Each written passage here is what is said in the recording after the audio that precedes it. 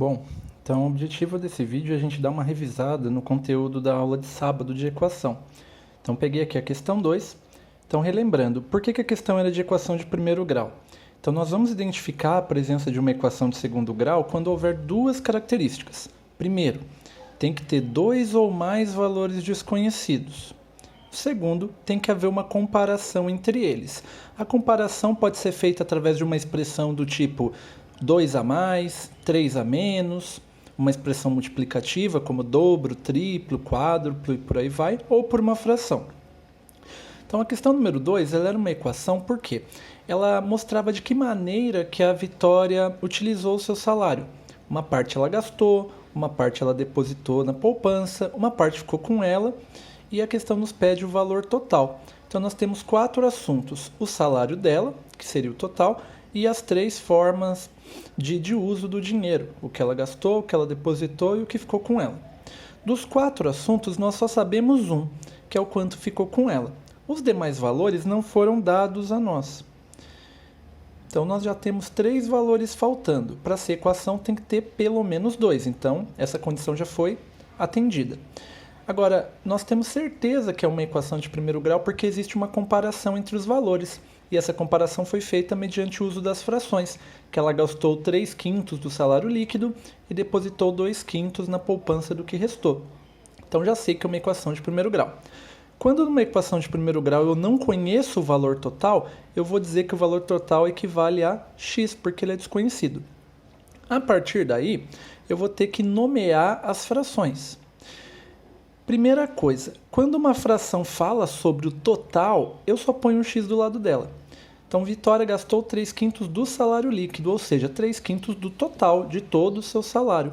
Por isso, eu só vou colocar a fração dada, que era o 3/5, e um x do lado, porque está se referindo ao total. Como dica, a primeira fração ela sempre fala do total. Então, você só pode pôr um x nela e está tudo certo. Agora, em relação ao que ela depositou 2/5. Então, vou colocar 2/5 aqui. Só que tem porém, não é 2/5 do total. Se fosse 2/5 do seu salário líquido, 2/5 do total, eu só iria colocar um x e já estaria perfeito. Só que não. Ela depositou 2/5 do que restou. Quando a fração fala de um resto, de uma sobra, eu tenho que colocar do lado da fração a sobra da fração que veio antes dela. Então, se ela depositou 2/5 do que restou, da onde veio esse resto? Veio da etapa anterior. Então, se na etapa anterior ela gastou 3/5, o que significa isso? É como se ela tivesse gasto 3 de um total de 5. Se ela gastou 3 de um total de 5, sobraram ainda 2 daquele total de 5. Essa é a sobra.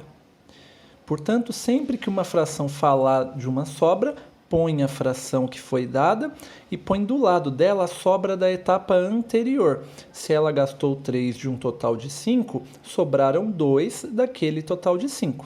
E como esse valor é desconhecido, eu ponho um x. A partir daí, o que vamos fazer? É interessante que nós juntemos essas duas frações para ficar uma coisa só.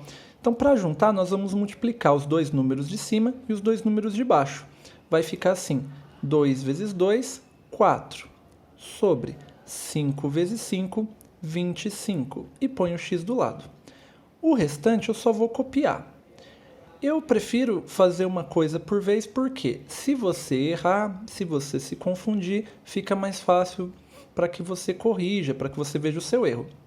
A partir de agora, o complicadinho é a fração. Para se livrar dela, nós vamos tirar o MMC. Por quê? Porque eu estou somando frações e a parte de baixo é diferente, isso não pode. Tem que ser um número só, que é o MMC. Só que tem um detalhe, eu não vou precisar fazer do lado, por quê? Tem uma regra que diz que quando eu quero tirar o MMC de dois números, eu devo compará-los. Se o maior for divisível pelo menor, o MMC é quem? O maior, não preciso fazer conta.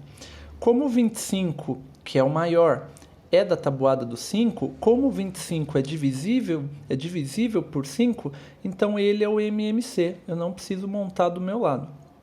Se ele é o MMC, o que significa? Que a conta inteira vai ficar debaixo dele.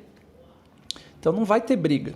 Então, se eu tenho denominadores, números de baixo diferentes, tiro o MMC e a conta inteira fica embaixo dele. Agora a gente vai ter que usar um processo que é o quê? Se a gente mudou a parte de baixo, vamos ter que mudar a parte de cima também. Para isso a gente vai usar aquele mantra matemático. Dividir o MMC pelo valor de baixo e multiplicar pelo de cima, para todo mundo. Assim, 25 dividido por 5 dá 5. Vezes 3, 15 letras X. Mais 25 dividido por 25 dá 1. 1 vezes 4, 4x. Mais, aqui é interessante. Quando não tem nada, nós consideramos que na verdade é o 1 que estava escondido ali. Então nós vamos considerar como sendo 1. Então vai ficar 25 dividido por 1 dá 25. 25 vezes 75, eu não sei de cabeça, não precisa. Então a gente faz a parte. 75 vezes 25. 5 vezes 5 dá 25, vão 2. 5 vezes 7, 35, com mais 2, 37. Põe um mais. 2 vezes 5 dá 10, vai 1. 2 vezes 7, 14, com mais 1, 15. Aí eu tenho 5, 7, 3 com 5 são 8 e 1 com nada dá 1. Então isso deu 1875. Com o zero que eu deixei para depois, 18.750. Igual 25 dividido por 1 dá 25, que vezes x, 25x. Feito isso, o MMC não serve para nada. Ele já fez o que ele tinha que fazer, que era arrumar a continha para nós. Então nós podemos simplesmente retirá-lo da conta. Aí o que vai sobrar se eu retirei da conta? 15x mais 4x, que vai valer 19x. O resto eu vou copiar. Mais 18.750 igual a 25x. Todas as vezes que eu tenho letras x dos dois lados, do lado direito e do lado esquerdo, a menor delas vai mudar de lado. Então 19x, por ser menor, vai vir para o lado direito. Dessa forma, o 18.750 vai ficar sozinho. Do outro lado eu terei o 25x, que já estava lá, e o 19x que mudou de lado. Só que ao mudar de lado ele inverteu o sinal, ele passou a ser negativo. Agora que os dois x estão do mesmo lado, eu posso juntá-los. Então como vai ficar? 25x perdi 19, fiquei com 6 letras x. Como o meu objetivo é achar o x, o que eu tenho que fazer agora? Para o x ficar sozinho, quem está grudado no x, que é o 6, é porque está multiplicando.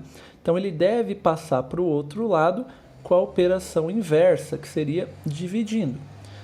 Não precisa fazer conta de cabeça, sempre parte do princípio que na prova você pode estar nervoso e pode errar. Então monta com calma. 1 não dá porque menor, pede ajuda. 18 na tabuada do 6 é exatamente 6 vezes 3, por isso não sobra nada. Abaixo o 7, o mais próximo seria o 6 vezes 1, que dá 6, e vai ficar faltando 1. Abaixa o 5, 15.